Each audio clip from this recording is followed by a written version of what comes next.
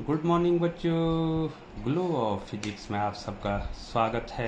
प्यारे बच्चों, आज का जो हमारा टॉपिक है वो है main points of difference metals and non metals. Last में जो बच्चों समरी के तौर पर जो है पूरा लेसन मैंने आपको पढ़ा दिया है। अब जो है मेन पॉइंट जो है मैं यहाँ पर डिस्कस कर रहा हूँ। डिफरेंस मेटल और नॉन मेटल में क्या डिफरेंस है, मैं उसको आपको बताना चाह रहा हूँ बच्चों। तो पहला पॉइंट मैं ले रहा हूँ, इसके भी दो पार्ट ले रहा हूँ, एक मेटल के लिए ले रहा हूँ और एक नॉन मेटल के लिए ले रहा हूँ बच्चों। तो ध्यान देंगे, if the substance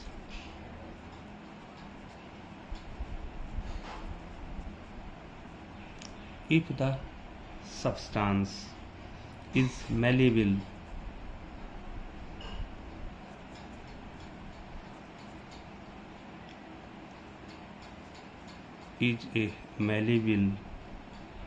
and ductile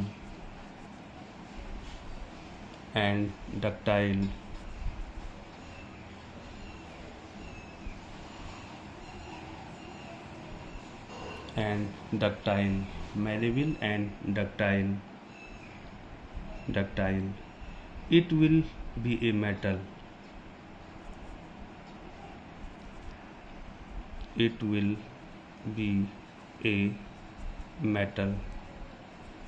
ठीक है बच्चों, यदि कोई सब्सटेंस जो है मेलेबल होगा, अर्थात जिसको हथौड़े से पीट कर हम चादर के रूप में, फॉइल के रूप में बना सकते हैं बिना टूटे हुए, और जिसको हम खींच सकते हैं वायर के रूप में, अगर ऐसे सब्सटेंस हैं तो उनको हम कहते हैं बच्चों मेटल्स। अब नॉन मेटल्स जो होते हैं बच्चों, देखो पहला डिफरेंस आपको बता रहे हैं। If the substance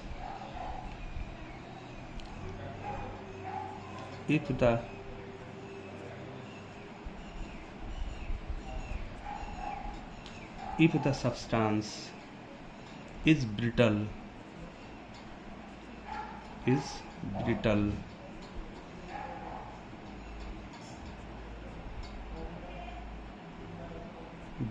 and non-ductile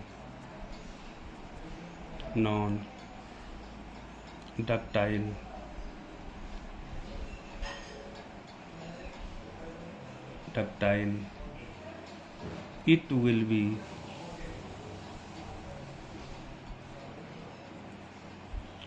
be a non-metal।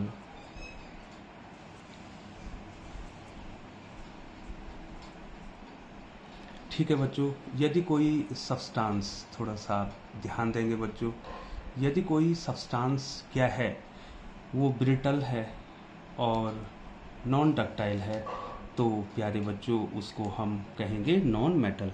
तो पहला डिफरेंस मैंने आपको बता दिया बच्चों, बहुत ही इम्पोर्टेंट है, आप ध्यान देंगे। दूसरा डिफरेंस, इसमें फिजिकल और केमिकल दोनों प्रॉपर्टी एक साथ आ रही हैं। If the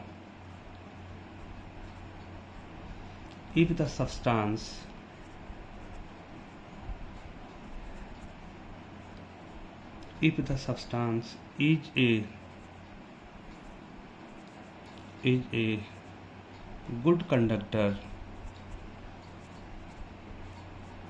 is a good conductor of heat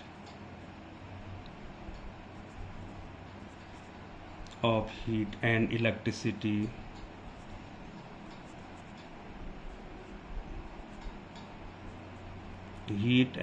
electricity, it will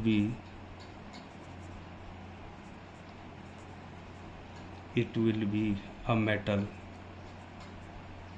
यदि कोई सब्सटेंस जो है हीट और इलेक्ट्रिसिटी का जो है क्या है बच्चों, अच्छा कंडक्टर है, if substance is good conductor of heat and electricity, it will be metal.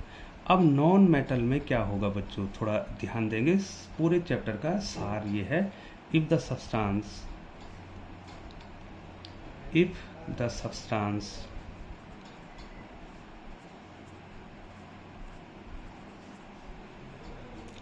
substance is a non-conductor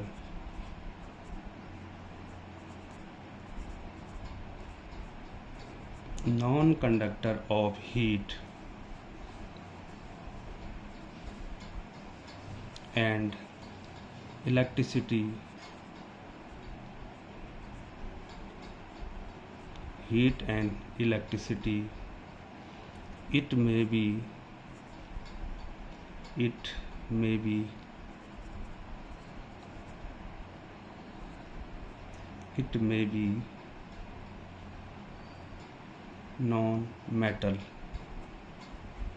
non-metal. ठीक है बच्चों, ये हमने आपको इसकी दूसरी प्रॉपर्टी जो है बच्चों, ये जो मैं ऊपर कर लेता हूँ बच्चों, ये आपने लिख दिया होगा। अब तीसरी प्रॉपर्टी है में जा रहे हैं बच्चों, ये फिजिकल प्रॉपर्टी है अभी बच्चों। If a substance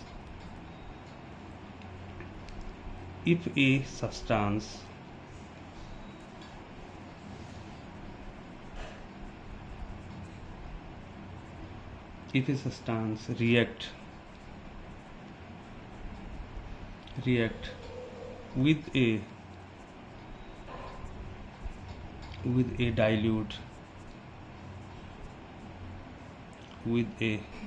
dilute acid to produce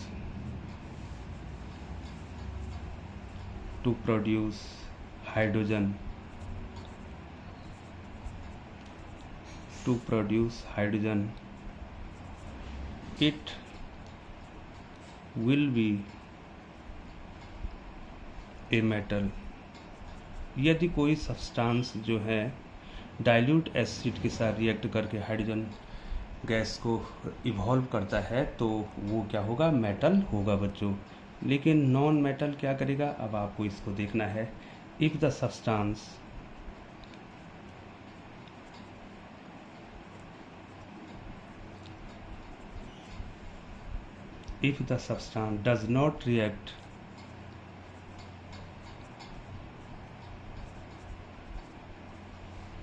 does not react with a dilute acid,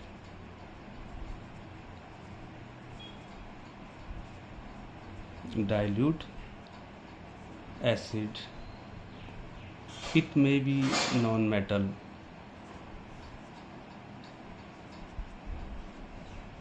it may be a non-metal।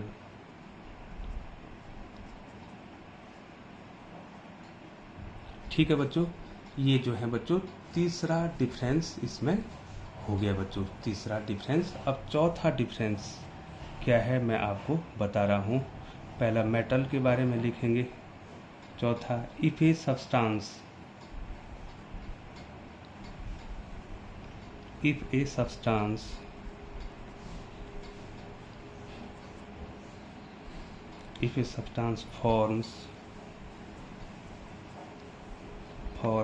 forms a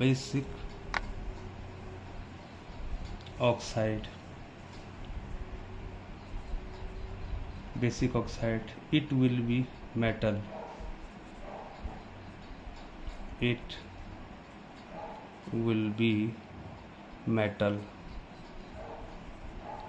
ठीक है बच्चों। अब दूसरा क्या है जो नॉन मेटल के बारे में। ठीक है बच्चों, if a substance form acetic oxide,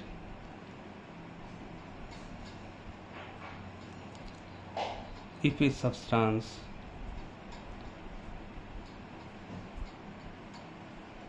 a substance forms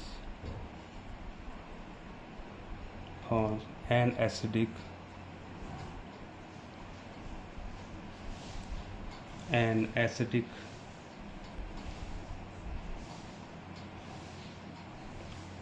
or neutral oxide,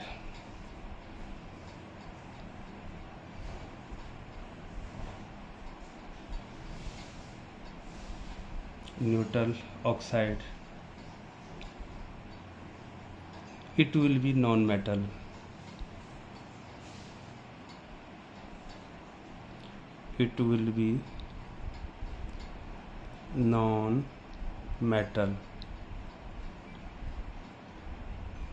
ठीक है बच्चों, ये जो है क्या होगा, नॉन मेटल होगा बच्चों। ठीक है ना बच्चों, ये जो है मैं आपको इस प्रकार से बता देता हूँ।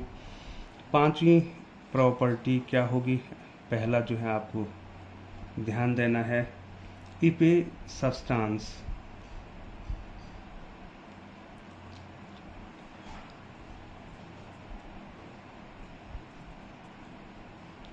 if a substance forms an ionic chloride,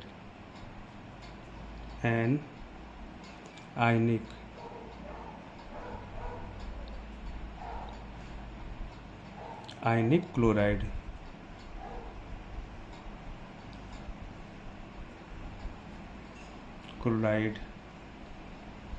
it will be metal.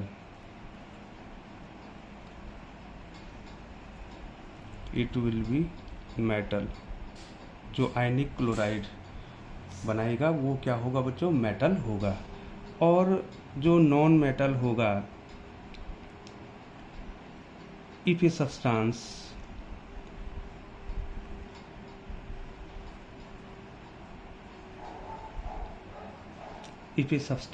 form